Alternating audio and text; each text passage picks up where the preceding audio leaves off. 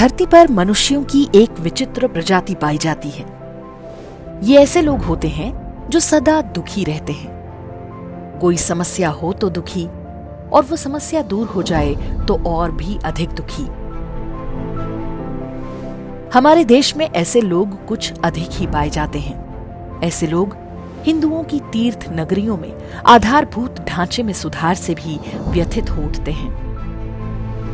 काशी विश्वनाथ मंदिर का नया परिसर इसका सबसे बड़ा उदाहरण है। वो कहते हैं कि मंदिर भव्य तो बन गया, लेकिन उसकी दिव्यता चली गई।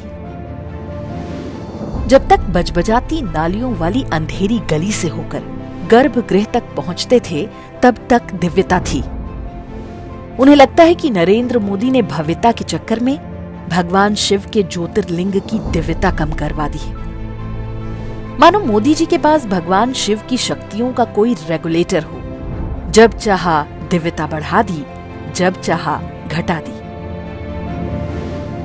इंदौर की रानी अहिल्याबाई ने जब ज्ञानवापी परिसर पर बन चुके अपवित्र ढांचे के बगल में नए शिवलिंग की प्राण प्रतिष्ठा कराई, या महाराजा रणजीत सिंह ने मंदिर के शिखर को स्वर्ण मंडित कराया, क्या तब भी दिव्यता कम होने का ये विचित्र विलाप हुआ होगा?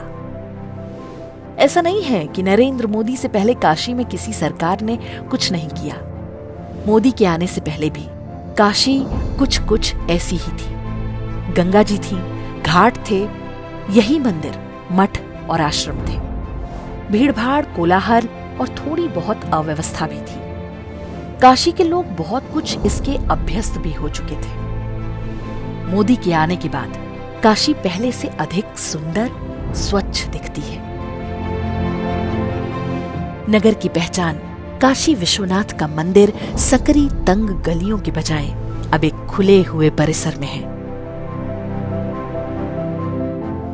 गंगा का जल भी अब बहुत स्वच्छ हो चुका है, कम से कम इतना स्वच्छ कि स्वयं प्रधानमंत्री भी इसमें डुबकी लगा सके। कई दर्जन छोटे बड़े नाले अब बंद हो चुके हैं, जो पूरे शहर के सीवर और गंदे पानी को गंगा में उड़ेला करते थे। अब उन पर सीवेज ट्रीटमेंट प्लांट लग गए हैं। लेकिन ये काम क्या इतने महत्वपूर्ण हैं जिनके लिए हिंदू समाज नरेंद्र मोदी को याद करेगा? वास्तव में नरेंद्र मोदी जो कर रहे हैं वो इस सबसे बढ़कर है। मोदी पहले प्रधानमंत्री हैं जिन्होंने काशी को सेक्युलरिज्म की संकुचित दृष्टि से निकल कर देखा है। वो काशी की उसी पहचान को स्थापित कर रहे हैं जिसके कारण काशी काशी है।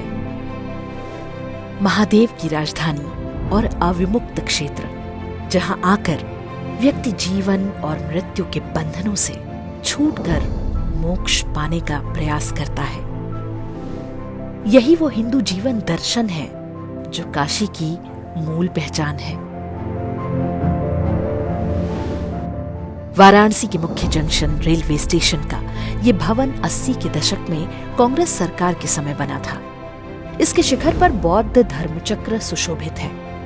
वाराणसी के पास सारनाथ में ये धर्मचक्र बना हुआ है। स्टेशन का पूरा भवन भी बौद्ध स्थापत्य से प्रेरित है। इसे देखकर नहीं लगता कि ये किसी हिंदू तीर्थ स्थल का रेलवे स्टेशन है।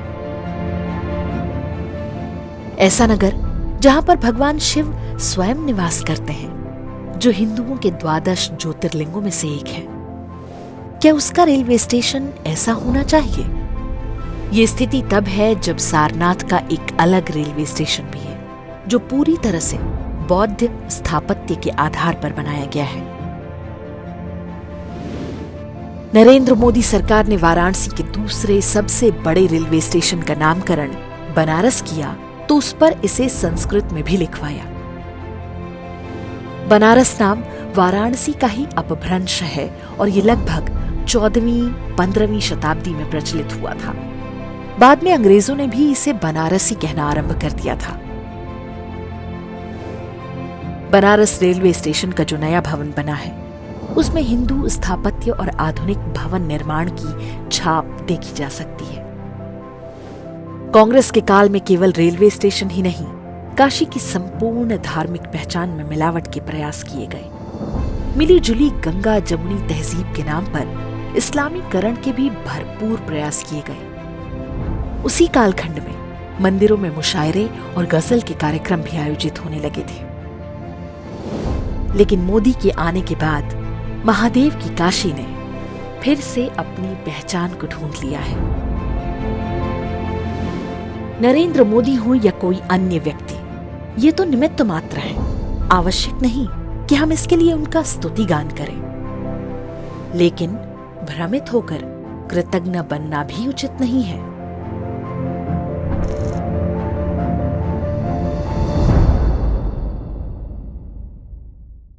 इंडेक्स ऑनलाइन के वीडियो समाज को समर्पित हैं। आप इनको डाउनलोड करके जैसे चाहे वैसे प्रयोग कर सकते हैं। चाहे तो आप हमारे टेलीग्राम चैनल से जुड़ सकते हैं। वहां सारे नए पुराने वीडियो आपको मिल जाएंगे। हमारे सोशल मीडिया लिंक हर वीडियो के डिस्क्रिप्शन में होते हैं। हमारा एकमात्र उद्देश्य हिंदू समाज को जागृत और एकजुट करना है। इसमें सहभागी बने। धन्यवाद।